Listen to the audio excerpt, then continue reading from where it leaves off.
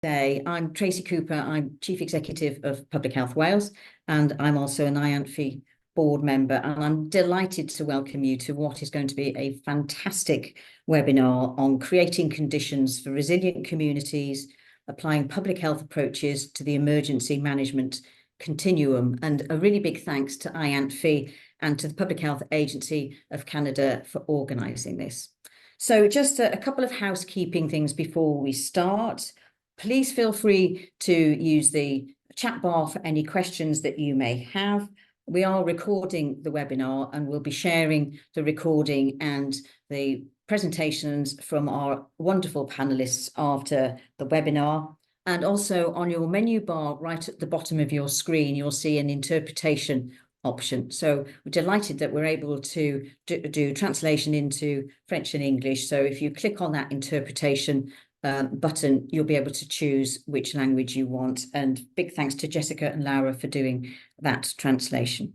So we have 5 amazing speakers for you today who bring the most amazing breadth and wealth of experience, which I'm sure you'll very much enjoy hearing from, with focus from local, national and global experiences about how we really create resilient communities in times of significant public health challenges, which of course we are all facing right across the world, be it still the challenges and the indirect harms from the pandemic, the challenges of cost of living, the climate emergency, and the increasing concerns around conflict.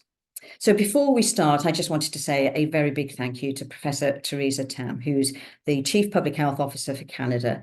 And it was Theresa's idea, and I'm sure she'll explain that, to organise this webinar. And I think, Theresa, it was while you were doing your annual report.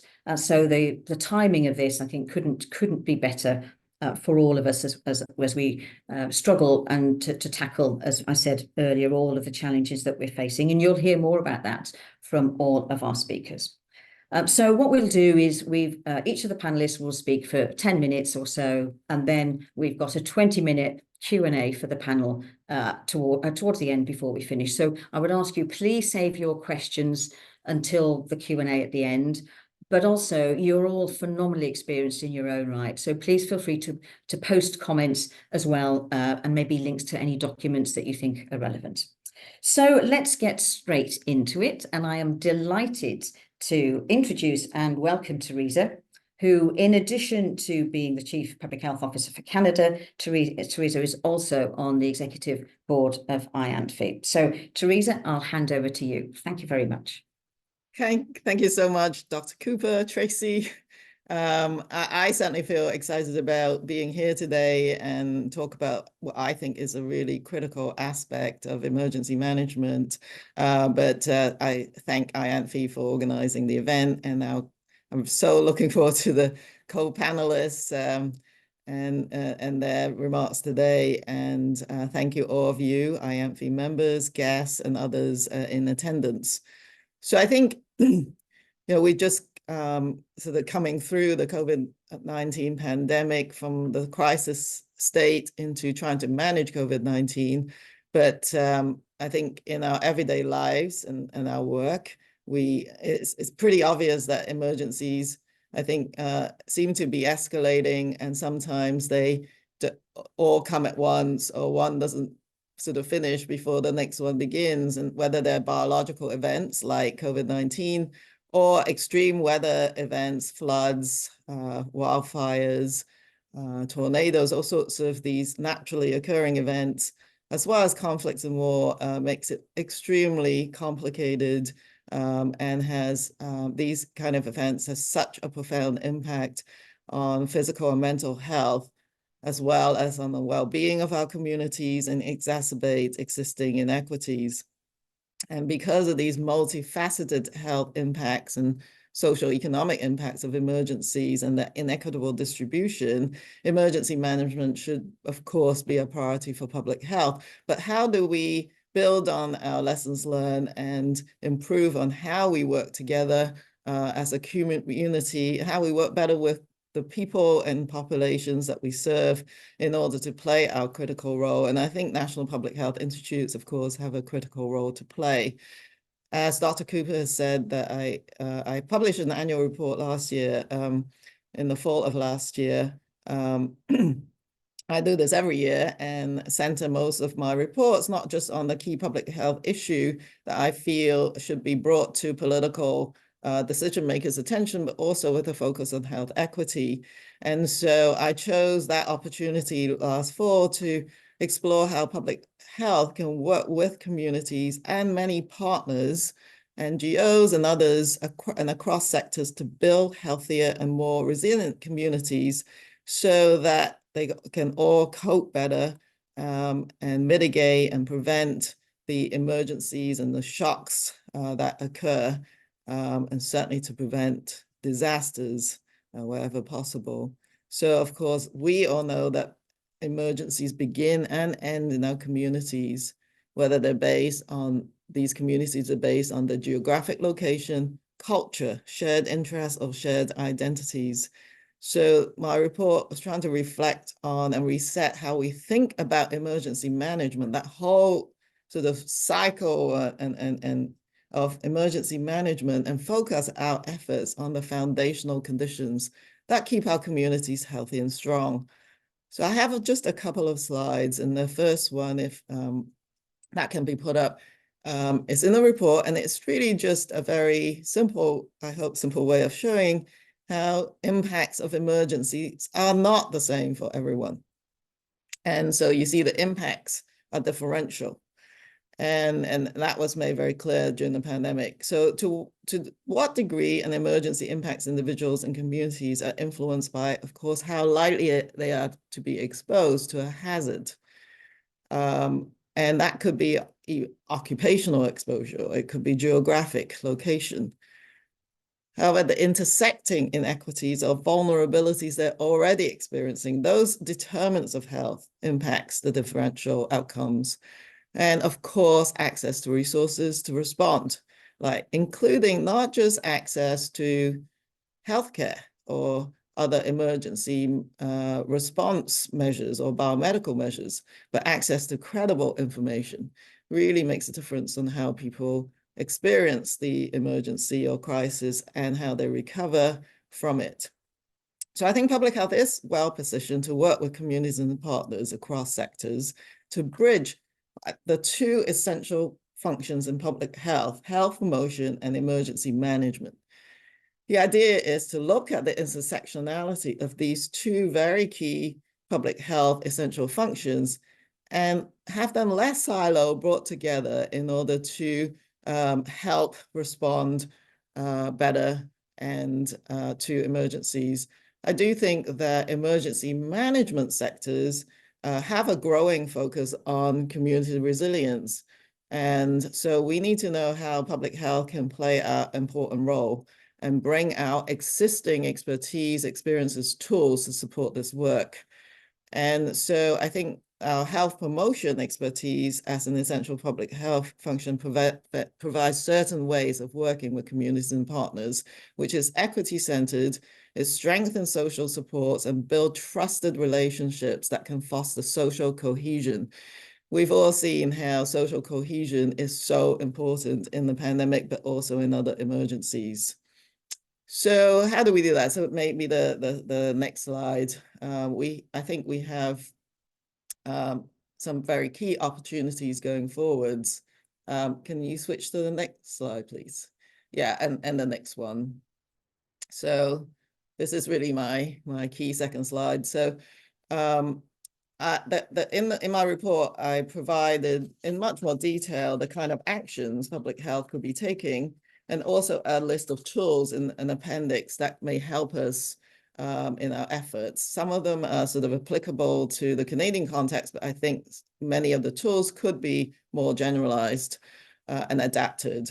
So I am sort of putting together our key opportunities going forward in three key buckets. One is prioritizing communities across the emergency management continuum, whether it's from prevention, mitigation, response and recovery. This means that we have to partner with communities at the conceptualization, big planning, as well as the response, in order to integrate the local knowledge strengthen the social infrastructure, not just the building physical infrastructure, but the connections and the social infrastructure and supports needed to be discussed and co-created with communities and build these trusted relationships, because if we didn't have them at the start of a pandemic or an emergency, we can't suddenly build them.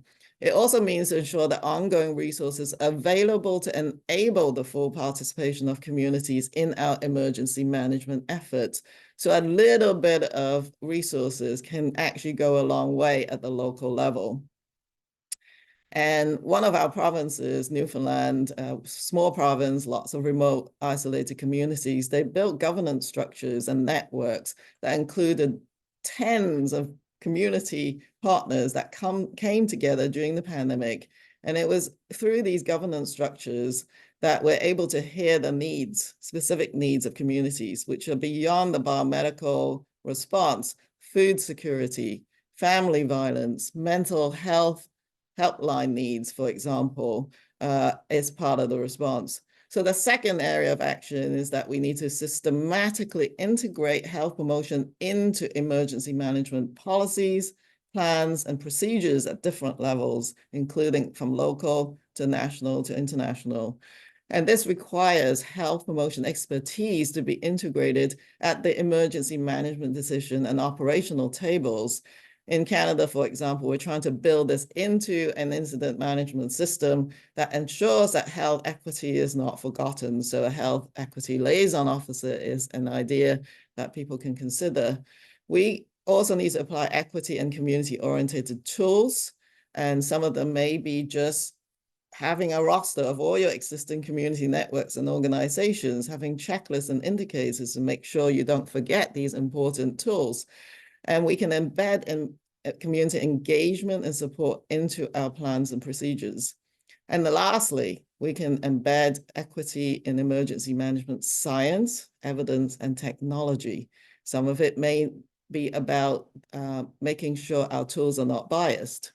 It may mean that we need to integrate timely surveillance systems and research on the differential risks. We talk about disaggregated data and looking at who is experiencing different risks, vulnerabilities, and outcomes related to emergencies. In Canada, we need to ensure Indigenous data sovereignty is respected, for example, but that whatever data we produce must be useful to the communities and can help us use more differential approaches, more targeted approaches to support communities that have different needs. We actually need to collect longitudinal data to monitor the longer term outcomes from emergencies, not just the virus itself and what it did, but also the impact on social economic impacts and other impacts on the underlying conditions that influence the health of the population and communities. Some of our policy can have negative impacts as well. And so it's really important that we engage with community to understand these differential impacts of policies and programs. Closing down schools have impacts, for example. And so that can help guide our actions going forwards. So I won't go on for too long. I think our panelists will give you some examples of how these kind of concepts can be applied.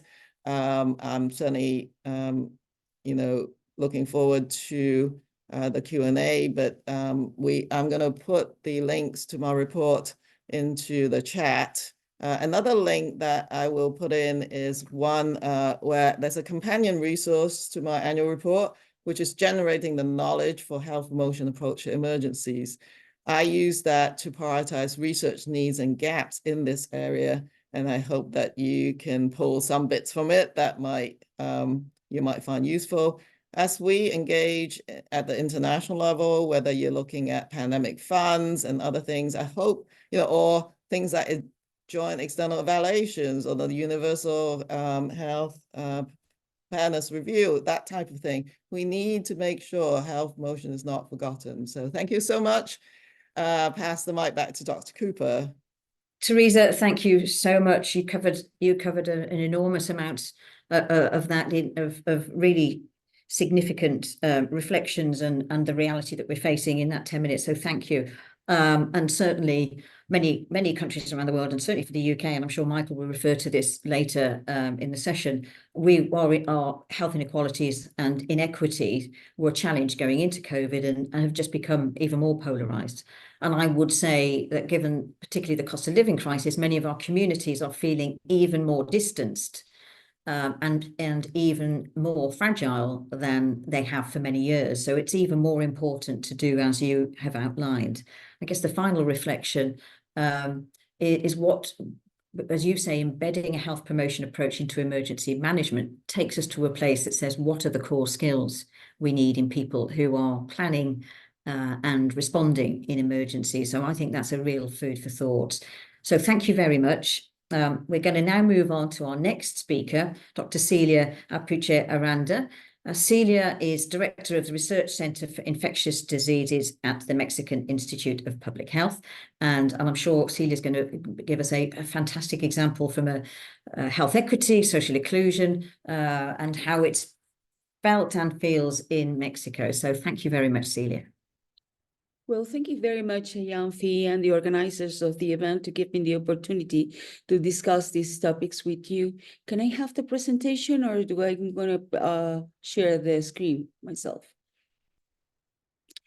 Well, I'm going to focus on some experiences that we have in Mexico, and also that they have been published regarding other Latin American countries. And it's going to be social and economical inequities impacting COVID-19 response. The next one, please. So to start with, I want to mention a few things that are very important for this issue. The World Bank classifies Mexico as an upper middle income country. However, Mexico is characterized by vast socioeconomic disparity. Close to 40% of the people live in poverty. And some other Latin American countries, even in less percentage. For example, Brazil and Colombia exhibited 31.7 and 39.7% respectively of people living in poverty. So these disparities in Mexico, and must be similar in other Latin American countries, they are not occurring only in individuals or family. They are also related to geographical disparities. For example, in Mexico, in the southern region, poverty and informality rates are high. There is more population living in rural areas, and there is less availability of medical facilities. We all know that poverty and inequality are commonly associated to precarious living conditions.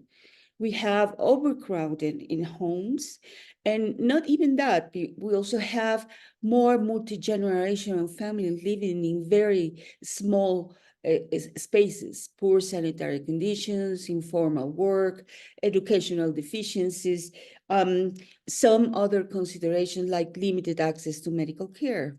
So in general, Latin America is the most urban and unequal region. More than 20% of its population living in informal settlements, and 50% of its overall population is working in the informalized economy. The next one, please. So if we see an example, for example, just in Mexico, we can see that GDP is very different if we are talking of the large metropolitan area like Mexico City or the state of Mexico, and some well-industrialized states in the north part of Mexico Central, like Nuevo León or Jalisco, that the GDP is really more larger than most of the half of the country, that they are going to be less than 2. And even within the same city, or those that they are more developed, like Mexico City or the state of Mexico and the others, we are going to have difference from one neighborhood to the other, particularly if we are talking to the marginal area of these cities. The next one. This, we can see that the beginning of the pandemic started in the middle and higher socioeconomical class, because they were people that they were traveling abroad, they were returning infected, either by business or by vacation, some others. Once the epidemic has local transmission, then it was impacting even more to the more vulnerable populations. So at the same time, at the beginning and for a long time of the COVID-19 pandemic, social distancing and isolation were the only prevention, mitigation, and control countermeasures. But here in Mexico, even during full lockdown, that we were trying to maintain only essential work due to these previously disparity descriptive events that I mentioned, some sectors they were not able to fully adhere to the public health recommendations, because informal workers in our developing countries cannot afford to stay at home to prevent infection because they need to limit the limited salary to feed the family day by day. And the majority of these informal jobs, they cannot be done in home office. This vulnerable population could not adhere to the public health recommendations. Or if they did it for a short period of time and they were going back to work, even to maintain the essential work such as food change and others. In the large extended cities, very dense populated like Mexico City or Guadalajara, they need to keep using public transportation to go to work, and they were more exposed to possibility to be infected. The next one. So we have some studies that they demonstrated that people who lived in municipalities with greater marginalization had a greater risk of presenting the 4 indicators of severe forms of COVID-19, because also these populations that they have in this, that they are more vulnerable because of social economicals, they also have more comorbidities, that they were in all these elements or more risk for severe forms of COVID-19. So again, also the indigenous people had a higher risk of pneumonia, even if they were living in rural, very remote areas that in the beginning were not the most affected population. In the other following waves, when the epidemic was reaching these communities, there was delay for them to recognize the alarm signs of severity and also to access medical care on time. So again, this indigenous population, also because of the culture, the beliefs, the customs that they have, they were the group of people that they were more hesitant to accept vaccination. So among the cases treated in, for example, in private services, the risk of death was lower, but they were receiving much better and intense care of units to save their lives. So it's very important to understand how these communities are working. And in some of the areas, the local authorities, they were using this type of organization like community leaders to explain the message, to help them, and to build these networks to be able to prevent much better the dissemination of the pandemic. The next one. There are other studies that they are showing how states with larger population sizes issues a large number of policies, and it's very obvious. If you have a very complex city like Mexico City or the state of Mexico, which is the big metropolitan area, you're going to have different type of policies to also implement prevention, control, mitigation measures. But because there were several and different type of policies, they were delayed to be fully implemented. And these issues were associated to accelerate the dissemination of the disease. So it was very obvious that the policy index and less income per capita were increasing the dissemination of the pandemic. The population density and the residential mobility was also very important to disseminate disease. And because they couldn't stay at home and they have to move, particularly in these dense population areas, that had a very negative impact to disseminate the pandemic. The next one. But this was not only a characteristic of Mexico. There are other reports that it was repeated in different parts of Latin America and in other countries, and there are different publications and also discussions, panels, and so on that they are talking about this. The next one. So it's very important to consider that as conclusion, social and economical inequalities impact an increasing COVID-19 transmission. Vulnerable populations cannot afford to stay at home to prevent infection. Precautions living conditions were so important factors to increase COVID-19 transmission and severity of disease, even in these middle upper income countries. Preparedness and response plans must consider inequalities and cultural factors in different sectors of the population to develop better methods of risk communication, implementation, and economic and non-economic support to achieve successful adherence to public policy, prevention, mitigation, and control.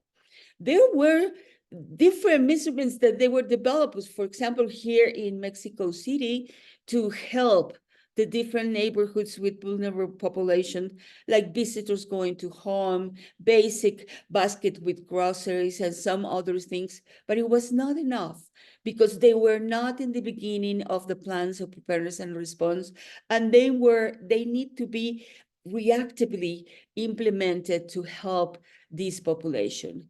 It's a priority agenda to reduce social and economic inequalities in populations during health stability periods for the sustainability development of all regions and to be able to respond much better to health crises. Thank you.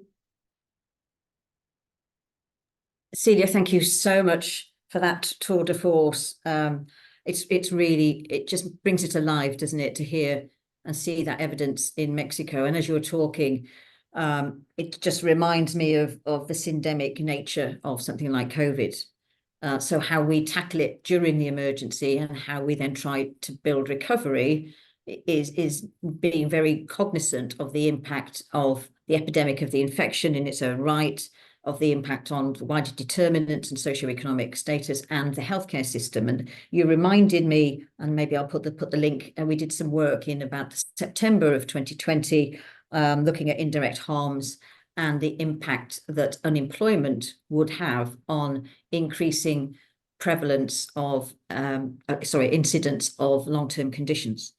So it's that connecting, and I think Teresa was saying the same thing, that the impact on income will have on someone's health further down the line. So it really, it's all connected, and so important for us to create that resilience in peacetime for when we really have those threats. So thank you so much, and I'm sure people will have a lot of comments in the panel on that. So I'm going to move on now to our third speaker, and our third speaker is Professor Ilona Kickbush, and it's lovely to see Ilona again. Ilona is a member of the Global Preparedness Monitoring Board and founder and chair of the Global Health Centre at the Graduate Institute of International and Development Studies in Geneva. So thank you very much, Ilona. Thank you very much, Tracy, and hello to everyone. I'm delighted to be here, and I was also very happy to have been invited by Dr. Tam to contribute to the development of her report. And as many of you know, I was there at the starting point of health promotion, and I was delighted that health promotion was now being brought into the discussion around emergencies response, but even more so the prevention, of course, of the kind of things we experienced during the pandemic. I think my key point is in moving forward, and I believe that's a challenge to public health organizations, to public health institutes and public health as a field, if I can call it that, is that we have to link the issues of public trust and public health.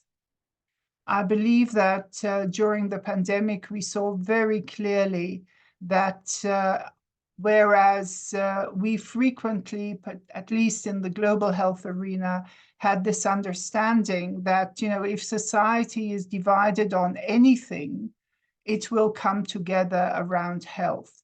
And we experienced exactly the opposite.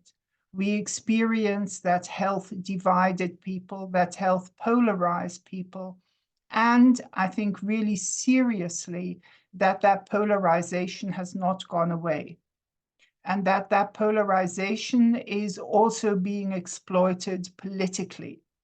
And I think that also takes public health into the political realm again in a way that one had probably not expected.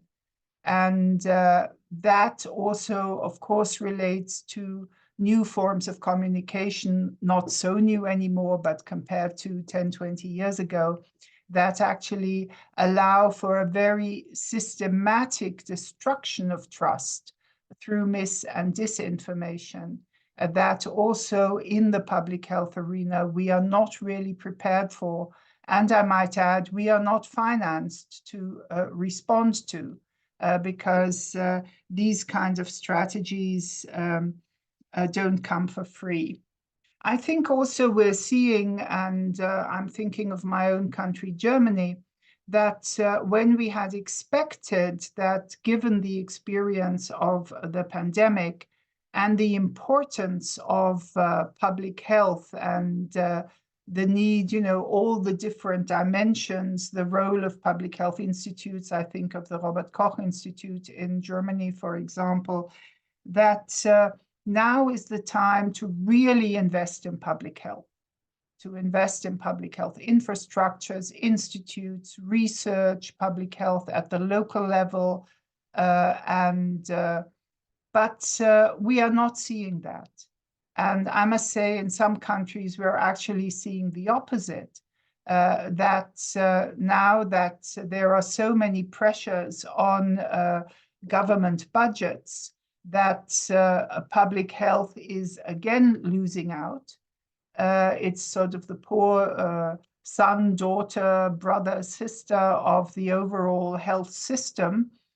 And that within that public health promotion in particular as a strategy to engage communities, to work in everyday settings, to engage people in civic health literacy initiatives, etc., that also is losing out, and that we have not managed also to bring across very systematically, and that's where I think this report can offer so much, is to really show that a public health infrastructure, a public health system, is a trust architecture.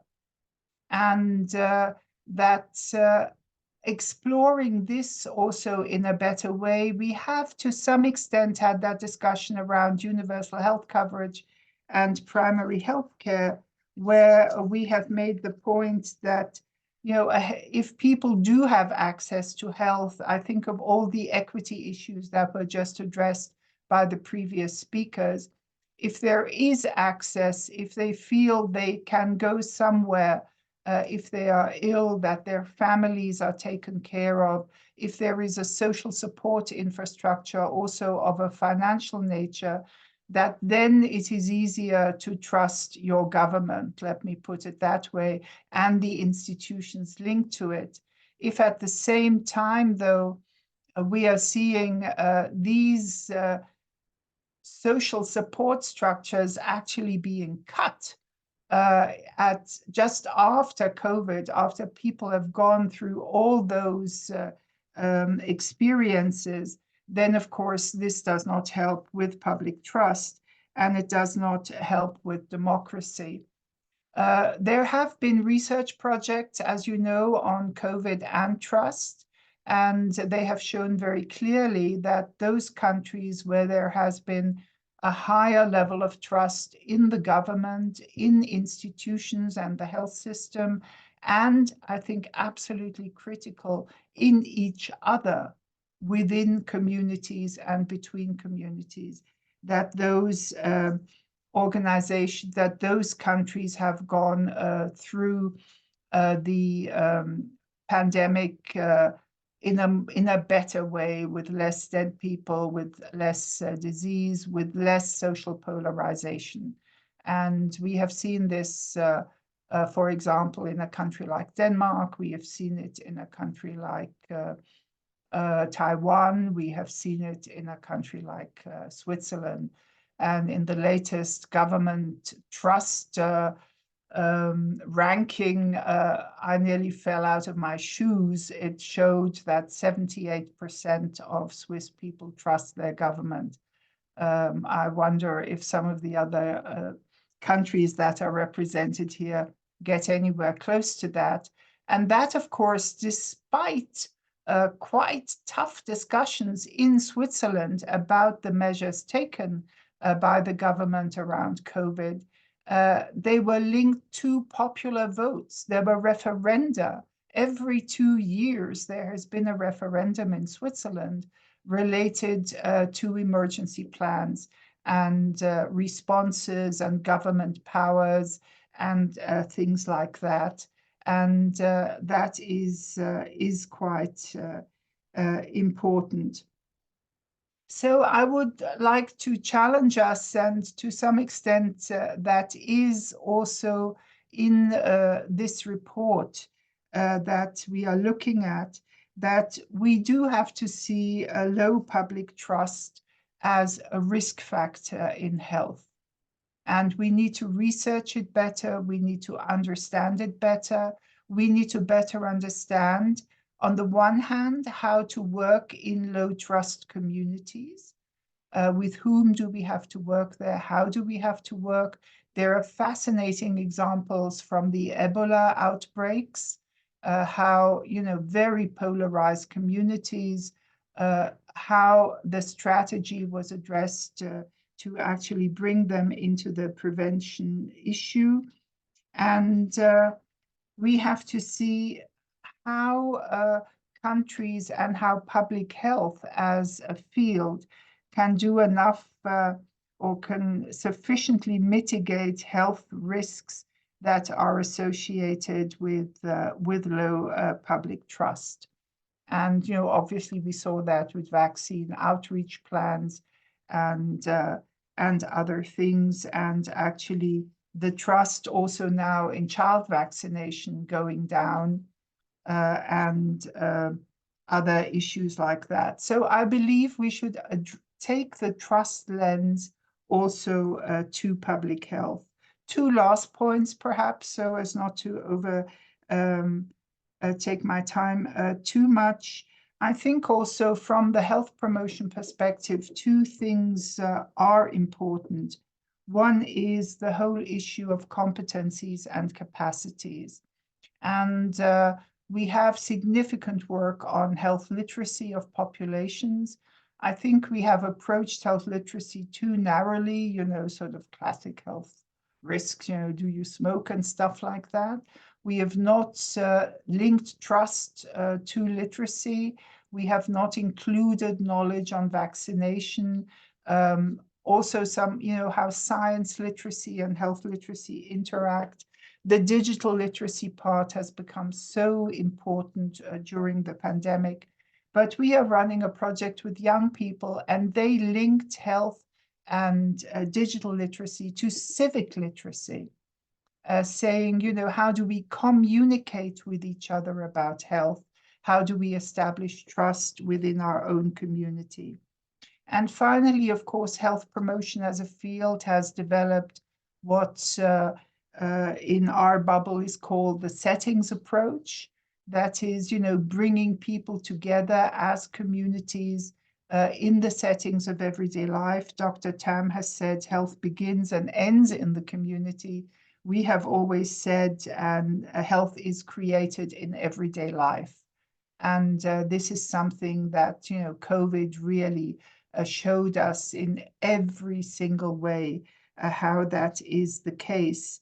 And that through a settings approach also one creates trusted relationships and what Dr. Tam has called the social infrastructures.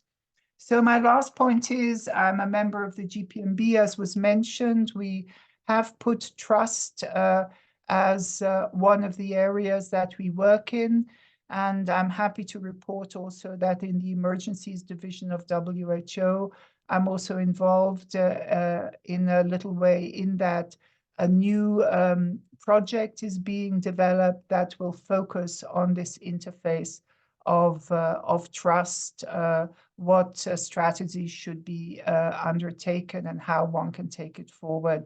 But I'd like to come back at the end to my very, very first sentence that we have to link public health and public trust in new ways, and do that with a very forward-looking and very bold agenda, because it's become so political that we would lose out on so many other health issues if we do not manage to do that. Thank you very much. Oh, Ilona, thank you so much for that. That just gives another thread through to what we've heard in the conversation, and just reflecting on a couple of points.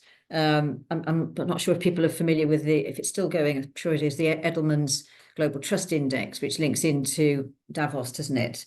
And it's fascinating when they do regional pictures of trust, and the emerging themes, even before COVID, was that people are more likely to trust people who sound like them and who are familiar to them.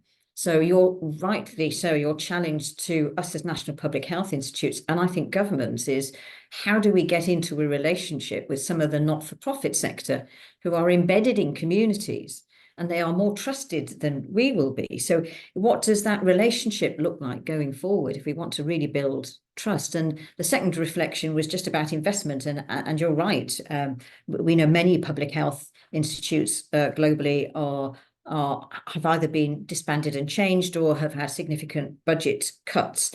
And when you think of the indirect harms of an insult like the pandemic, and we're seeing backlog in access to healthcare, and the impact that has and other socioeconomic harms has on the increasing burden of disease that many of us are seeing projected over the next 3 to 10 years, then if ever there was a time to shift to prevention and focus on public health in order to ensure we have sustainable health and care systems, it must be now. So I just wonder, IANPHI colleagues, whether there's an opportunity for IANPHI to put some think pieces out around these areas, around trust, and also that bigger picture of public health and prevention for sustainable health and care systems. Ilona, thank you so much. I'm sure we'll get a lot of comments from people. So we're going to move on now to our fourth speaker, who is Dr. Aham Alumari. Aham, thank you for joining us. Aham is a Senior Director of Health in Emergencies for the Canadian Red Cross, and Aham's going to give us a really, I think, a grassroots reflection on exactly some of the challenges and I hope some of the opportunities. So thank you very much, Aham.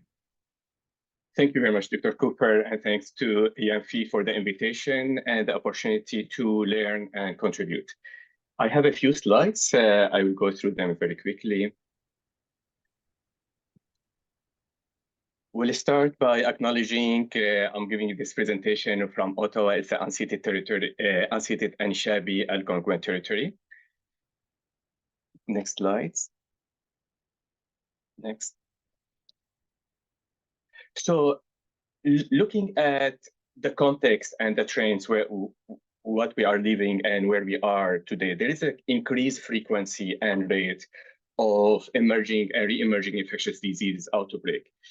Extreme climate events and disaster driving the rise of in epidemics. And I want to emphasize on the climate is multiplier.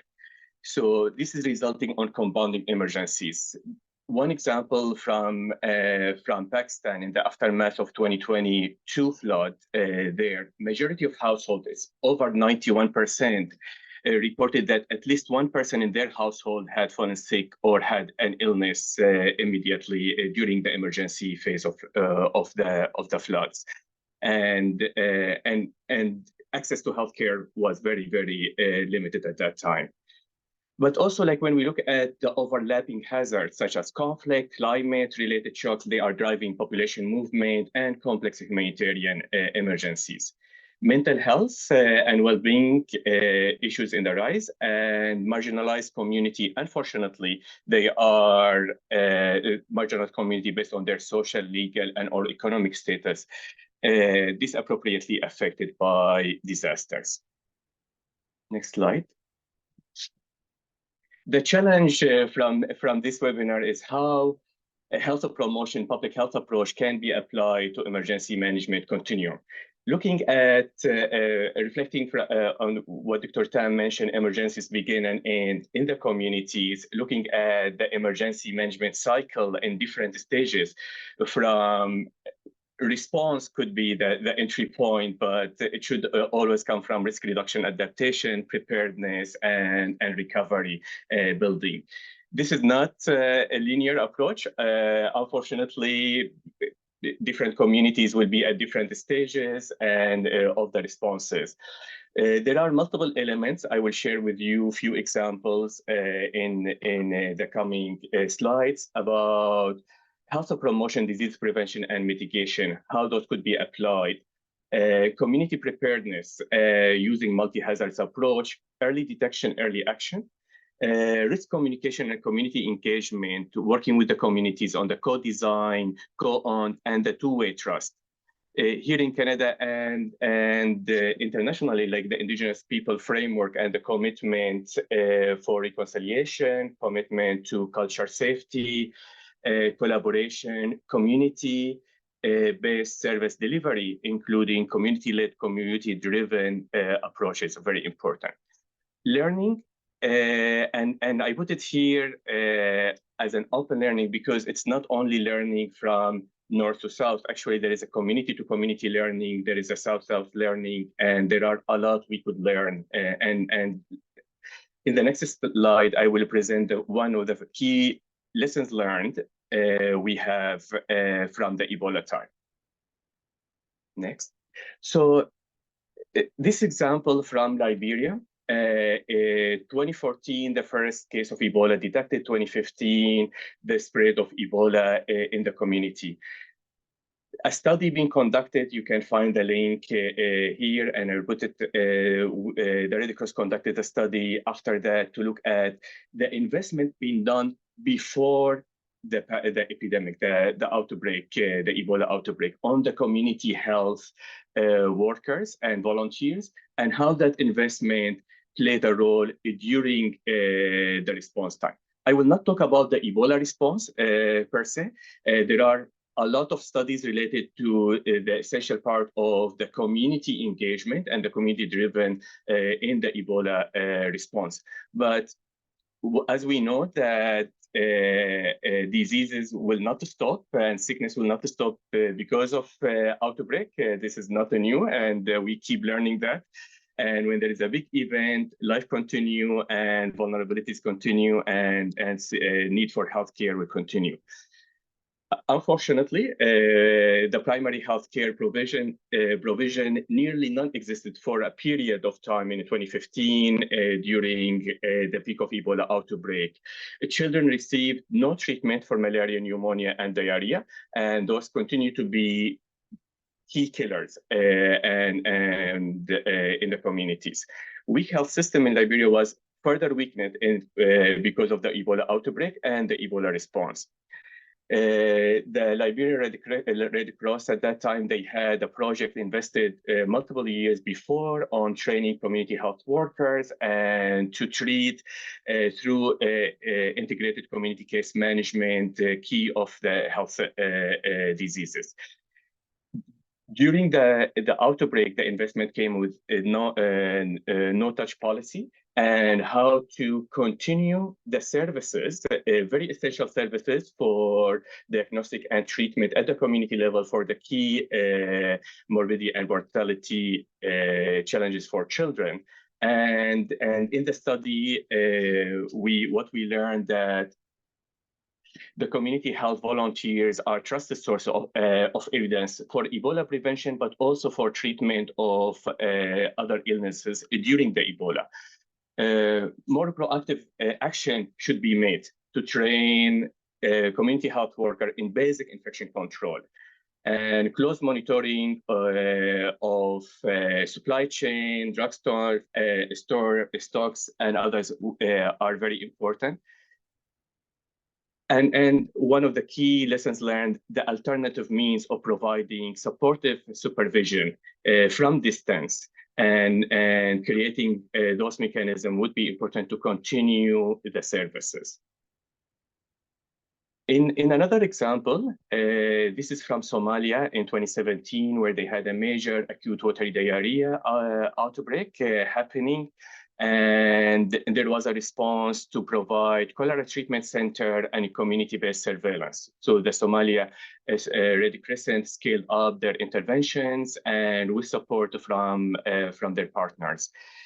Very interesting part, and personally, I was there during the evaluation of the intervention. One of the key elements we heard from the local organization, the Somali Red Crescent, that they need support in building their capacity in prevention and for the future, to be ready for the future. And they would like to have, while they got a global surge to help them with the cholera treatment centers and community surveillance, they would like to have their own capacities. So there was an investment, and I would say it was not a big investment. It was a much smaller investment than the response itself on creating cholera treatment units and investment in community-based surveillance.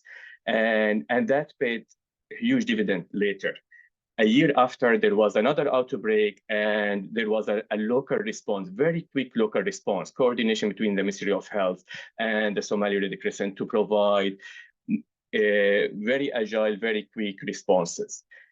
Then in 2020, when the pandemic started and scaled up through the community-based surveillance, there was integration of symptoms related to COVID-19, and the local volunteers were able to detect the first case in the country and reported to Ministry of Health, and so they started the intervention after. Last slide. So I want to emphasize it's about communities, but also emergencies start and end in communities. Treat communities as a partners. So it is not like a place where intervention happening only, but it is the place where intervention start and build and design. We need to build a trust. It's a two-way trust. Professor Ilona talked a lot about the trust, and this is really important. The two-way trust, very important. We need to listen and we need to act. Listening, getting feedback is important, but what that mean? What is the action? How to act on that? How to empower? As local as possible, as agile as needed. Communities are not static, very dynamic. Messaging, awareness, raising alone would not stop a pandemic, but also it will not stop, will not be enough for emergency response. So public health approach going beyond that, and community members are first to know, and they are first to be affected, and they are the first to respond. But most of the time, unfortunately, they lack resources. Investing in those resources would be important, and that would be the key policy change to ensure that there is a local to global surge and investing in empowerment of local communities and organizations. Thank you very much. Aham, thank you so much for that. And thank you for giving those examples and Somaliland and Liberia. And it's interesting, isn't it? It's that, how do we maintain that community engagement? Regardless of whether there's an outbreak or really it's back to the community resilience, how do you build that? But just reflecting, there's a lot that many countries can learn from the approaches in countries like Liberia and Somaliland. That whole engagement of community support workers being embedded in the community. And it's back to that trust, isn't it? Who are people trusting when there's community action needed, and having those support workers that are part of society, part of the villages, is so key. So interesting models that I think everyone, well, many of us can learn from where we don't have those. But obviously accepting the challenges of investment is key, isn't it? It really is, and many countries are struggling to make those investments. Normally, notwithstanding if they're in a threat situation. So thank you very much, Aham. So our fifth and final speaker is Professor Sir Michael Marmot. So Michael is Professor of Epidemiology at University College in London and advisor to the WHO Director General on social determinants of health, and is undertaking extensive work on health inequalities and social determinants across the world. So you're very welcome, Michael, and over to you. Thank you. Thank you. Well, I want to pick up on the excellent presentations of the previous speakers At the beginning of the pandemic, I, like many other people, turned to Albert Camus, La Peste, the plague, and Camus said that the pestilence is at once blight and it brings to the surface the secret corruption of society. That's strong words, although I'm afraid in Britain, corruption did surface during the plague.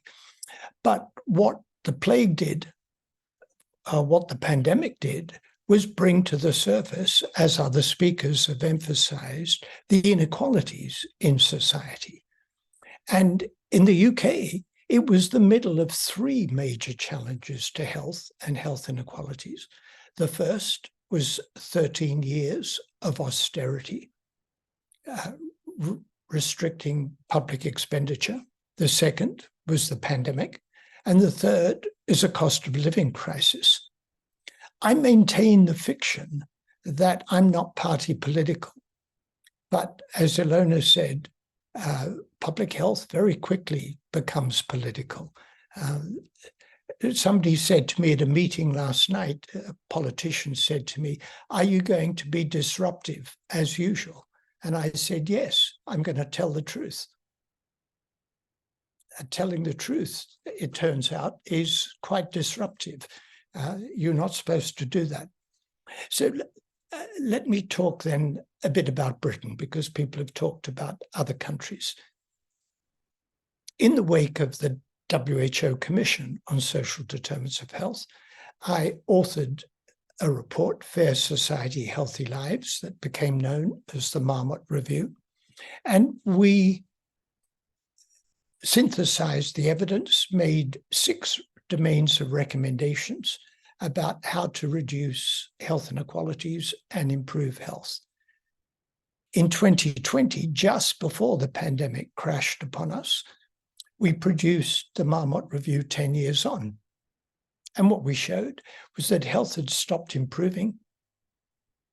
Life expectancy gaps had increased, the inequalities had increased, and life expectancy had got worse for the poorest people. The only rich country that had done worse than Britain during that decade was the United States. Then came the pandemic. And which of the rich countries had the biggest excess mortality during the pandemic? The United States and the countries of the United Kingdom. And the question is, what's the link between doing poorly in terms of health pre-pandemic and doing poorly during the pandemic? And I speculated that the link works at 4 levels: poor governance and political culture, increasing social and economic inequalities, the disinvestment from public services, and the fact that health was not improving, essentially, pre-pandemic. In the US, life expectancy fell in 2016, it fell in 2017, it fell in 2018. So US was looking pretty poor with respect to health. I'm struck, if politics is important, why that is not a discussion in US politics, the fact that health's lagging behind other countries, but there we are. And if we look at this increase in health inequalities in the UK, what we saw was child poverty went up. The recent Innocenti UNICEF report card 18, showed that of 39 mostly rich countries, the UK had the biggest increase in relative poverty of 39 countries. The Prime Minister in the UK says, don't talk about relative poverty. We've taken hundreds of thousands of children out of absolute poverty. All right, let's look at absolute poverty in the United Kingdom. The Joseph Rowntree Foundation looked at what they called destitution. In the United Kingdom, in 2022, going without 2 or more of 6 basics: housing, heat, light, food, appropriate clothing for conditions, and toiletries, soap, toothpaste, sanitary products. 1 million children were living in households doing without 2 or more of those 6. 3.8 million, 2.8 million adults. That 1 million children was 2.9 times higher than 5 years ago. This is a very depressing situation. As many of you will know, I have been emphasizing the social gradient. It's not just poverty, but if you classify people by where they live, classify where they live by level of deprivation, the greater the deprivation, the shorter the life expectancy, the higher the mortality. That was exaggerated during COVID. COVID followed that gradient. And so I did a calculation that I'd wanted to do for a long time and said, instead of focusing on the poor, let's focus on the rich. What if everybody had the low mortality of the least deprived 10%? In the decade from 2011 to 2019, there would have been in England 1 million fewer deaths. 1 million fewer deaths linked to having a greater level of deprivation than the least off deprived. What could be more important than that? And to deal with that, you need to deal with the social determinants of health. This is all very grim. Teresa, when she introduced our afternoon session, talked about communities. The reason that I'm energized and excited, in Britain, the city of Coventry declared itself a marmot city. I didn't ask it to do that, but it did. It took the 6 domains of recommendations from my 2010 review and said, we will use this as a basis for going forward as a city. Coventry did it, Greater Manchester, Cheshire and Merseyside, which contains Liverpool. International audiences recognize these English cities because they have famous football teams, Manchester, Liverpool, and the like. Newcastle, Gateshead, Leeds, they got relegated, but Luton Town, where the airport is, the London borough of Waltham Forest, Gwent, there are 40 plus marmot communities. And that means local government, health systems, the voluntary and community sector, and business. We've got business involved. A large financial corporation approached me and said, what can we do?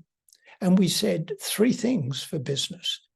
Pay everybody a real living wage, provide good conditions of employment, healthy goods and services, and the third, the impact on the wider community, your procurement and purchasing, environmental impact, employment practices for the local community. This is really exciting, really exciting. Tracey, Gwent was the first region in Wales to take this on. And because it's fresh in my mind, I wouldn't otherwise have said it. And because I said my cover of being not party political has been blown, I was at an event in the Westminster Parliament last evening, the Health Devolution Committee, and there were politicians from all parties. The opposition Labour Party was represented by a shadow minister who said, if you read our mission statement for health, we will build on the initiative of Manchester and Coventry as marmot cities to make England a marmot country. Slightly embarrassed, but what he said, he then spelled it out. It means recognition that every government department has an impact on health. And he said, our commitment will be to create a mechanism to make sure that all public policies are screened for their likely impact on health and health inequalities.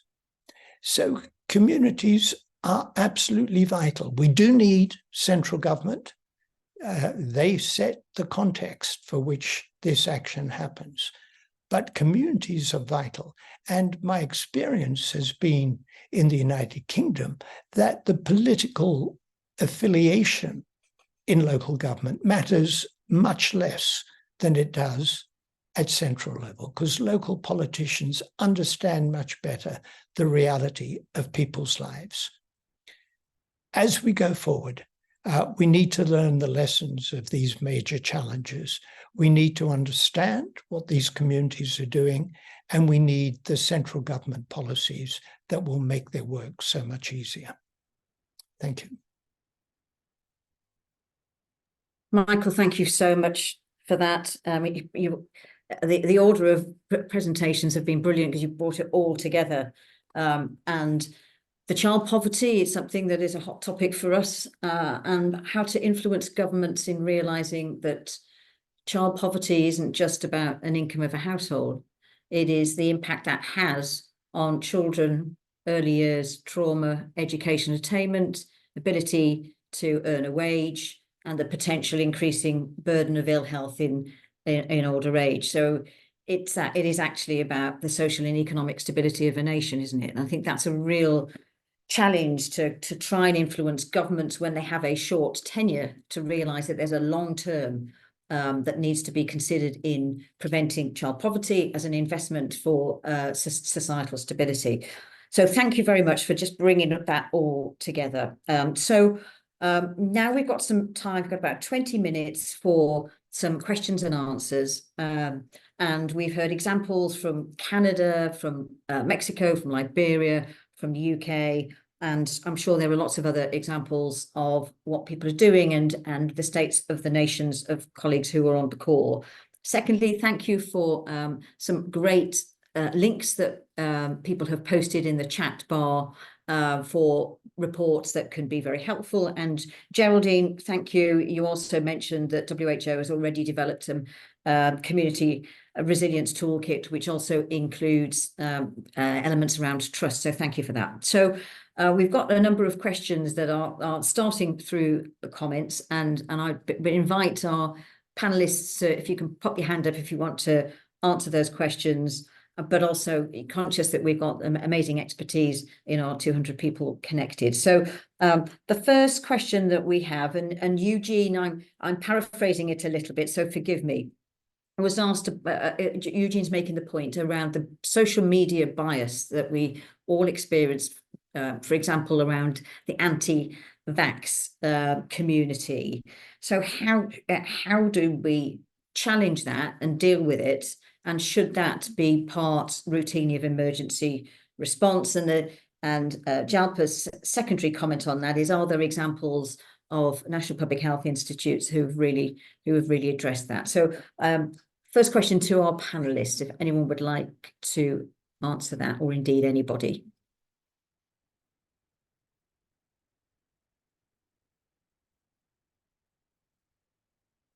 So they're silent on the hand front in responding to Ilona.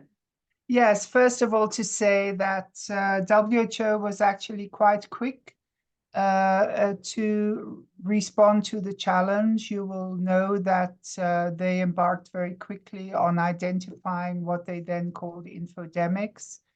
They moved out of their usual sphere of comfort to actually work with the major tech companies and platforms to ensure that WHO information was sort of certified and was right on top if people did searches, etc.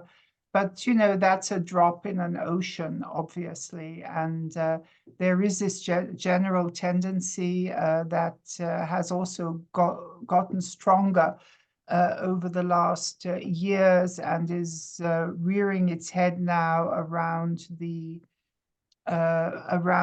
pandemic accord that's being negotiated at the WHO, that WHO itself is not trusted anymore by many people. And you know, there's talk about WHO dictatorships and things like that. So, but definitely it needs a social media strategy by public health institutes, and I'd be delighted to hear of those that have embarked on that.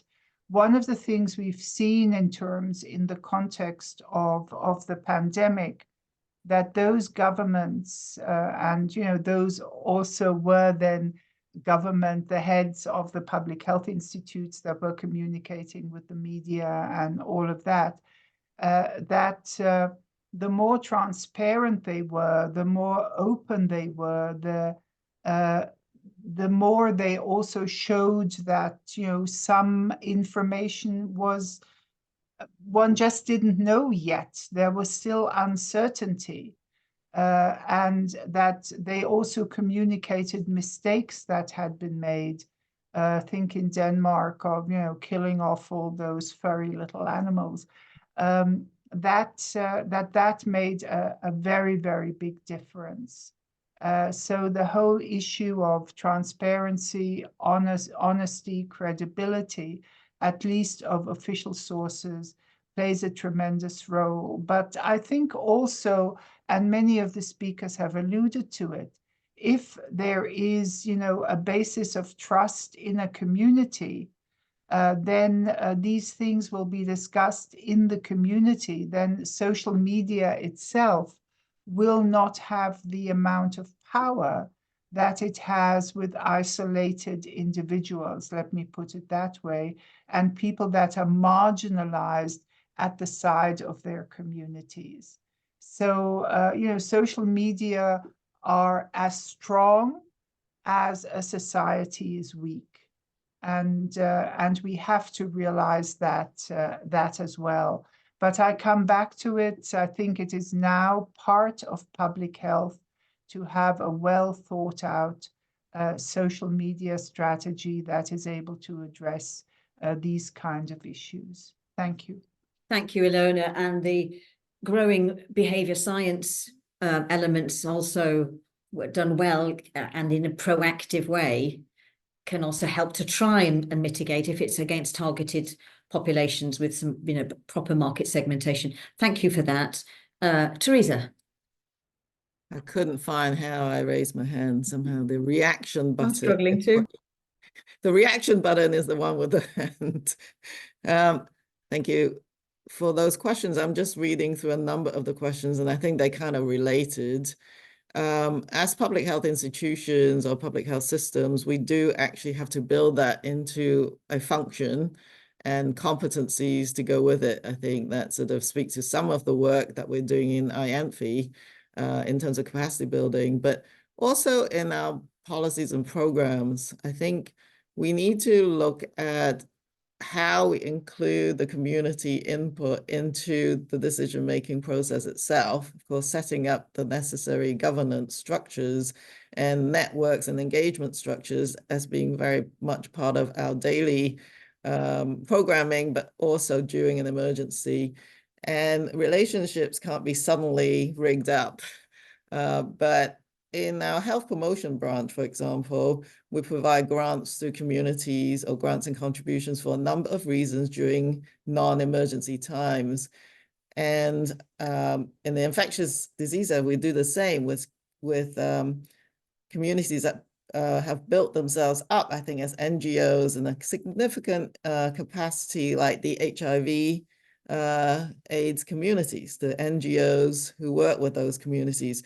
So I think making sure that we engage people right at the start. So the MPOX response could not have been effective or possible if we don't engage the community right at the start, not, you know, 2 days later or a week later, but right at the beginning to know that they're part of the response.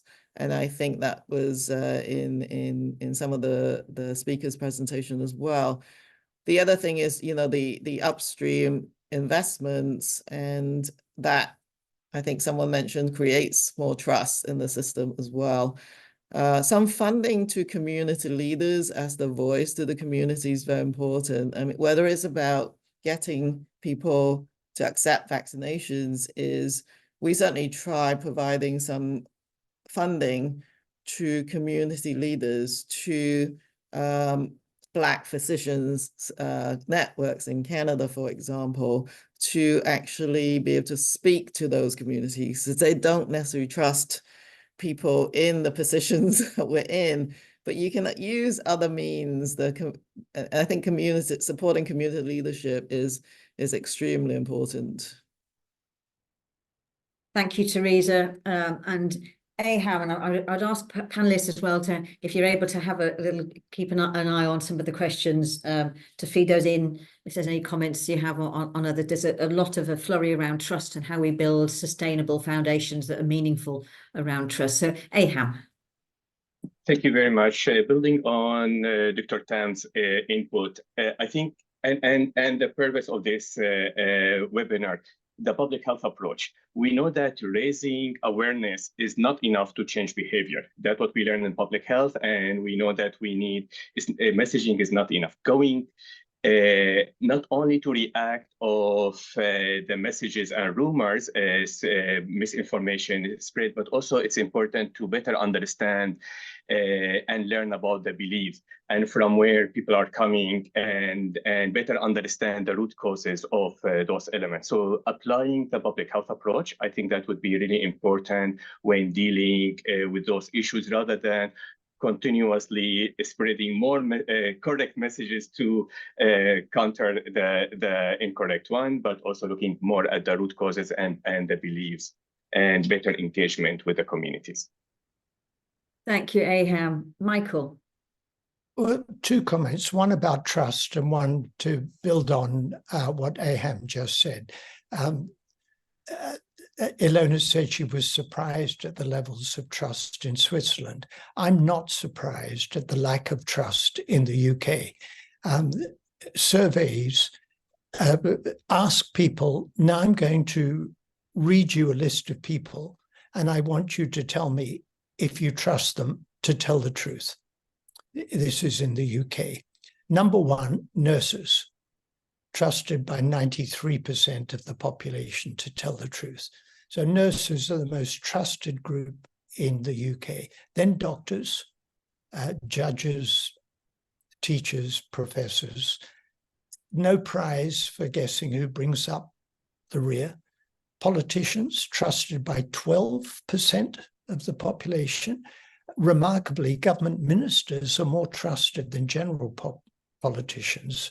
I can't understand that, but they're trusted by 20%. Journalists by 24%, just below estate agents. So there we are. The public rightly don't trust the politicians. And if we're dependent on trust for the politicians, we're sunk. Because the politicians daily do what they can to earn the mistrust of the public, because they lie continuously. That's why telling the truth is seen as disruptive. But it's not only about trust, important as that is. You can take political action to reduce child poverty without relying on building up trust of the community. It'd be better if you didn't lie about it and say we're reducing child poverty when you're increasing it. And those of us in public health, the medical professions and the like, are committed to telling the truth. And it's right that we are, and our voices need to be heard. But we need much more than just trust, important as that is. We need the social actions to improve conditions where people live and work. And this is why Teresa is right to bring our attention to the importance of what happens at the community level, in housing, in living conditions, in controlling the environment. You could reduce air pollution without relying on trust of individuals, important as that is. So we need another whole set of actions alongside trying to engender trust. Thank you, Michael. I'm going to take us on a slightly different tangent now. We had one question a little bit earlier, which was, how can emergency management policies effectively incorporate infodemic management data, especially in the context of syndemics?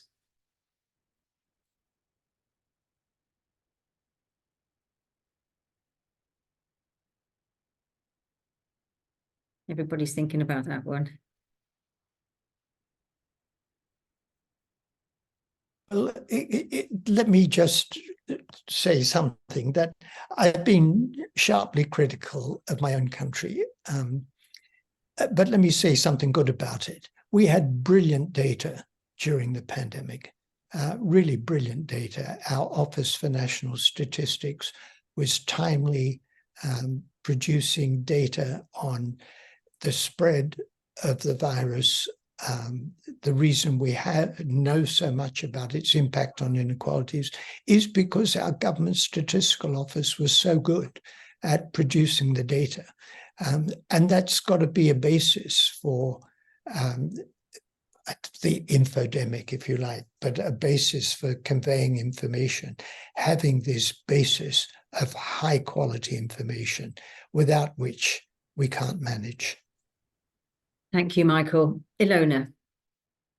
Yes, I'd like to follow straight away from Michael, and it relates to some of the points I made earlier. I mean, if I take Germany then as nearly at the opposite end of the spectrum from what Michael said, a country that has great difficulties with health data, that has enormous restrictions on the use of health data, contrary to the UK, there was a lack of data and a whole number of issues and questions of people, of the media, even of the politicians, could not be answered. And, you know, I won't go into issues around the famous fax machine that local public health officers, you know, would send data in faxes to a central point. I mean, just think of that in 1921, 22, absolutely ridiculous. So this means that this investment in public health, in being able to ensure reliable information that one can share broadly, and reliable information right down to the community level. You know, this is how you compare. This is what is happening. This is how rapidly it is happening. Those are the kinds of things we need, but that needs significant investment in public health surveillance, where we probably need another word because so many people react very negatively to the word surveillance. Those are the kinds of things we need to look at. And that also has an issue then that I think public health needs to be much more involved in the discussion around what we call, you know, around the public use of data, the public value of data. And there is in some countries, at least in Europe, a significant discussion around the privacy of data. Of course, that's important, but there is what we also call, you know, data solidarity. And in a pandemic, you need data solidarity, but obviously you need a type of data solidarity that ensures the privacy of people as well. So I think here there's an enormous challenge for public health to get this right and for enough investment to actually be able to develop the kind of data systems, analytics, etc., that one will need. Thank you, Ilona. And whether there's opportunities for countries to share assets to actually support data analysis of other countries. Yes. There's a real opportunity there, isn't there? So I'm going to take one final question, and I'd invite whoever's hands up first for one response from the panelists, but I think it's really important. Thank you, Toby, for posting it, which is for young people, what advice can we give for preparing young people for the challenges that we've covered, and what do we see as how young people can be part of the solution? So really keen if one of our panelists would be happy to respond to that before we close.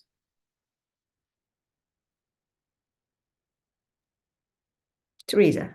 Yes, and I do think that youth or young people has to be part of when I say community, I don't mean necessarily geographic either. I mean communities that are joined together for other reasons, and some of that is the life course, if you like.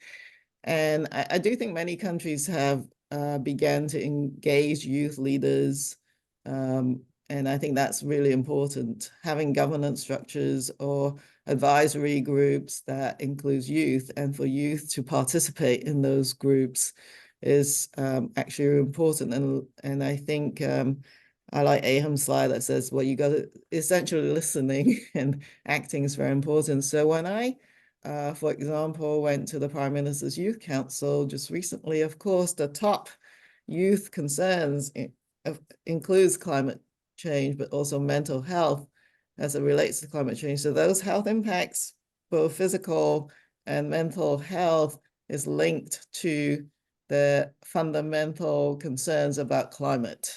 And this we're going to see coming up fairly soon, and all the time. And I think climate anxiety is an actual condition, for example. But how do we address it? So having structures, I think others have also mentioned in the chat that you need to disrupt the usual structures and erect ones where communities, youth, seniors, others can contribute to find solutions that are more in line with what their needs are. Social supports to youth are important. There's disruption to education, disruption to employment, and has to be addressed in other ways.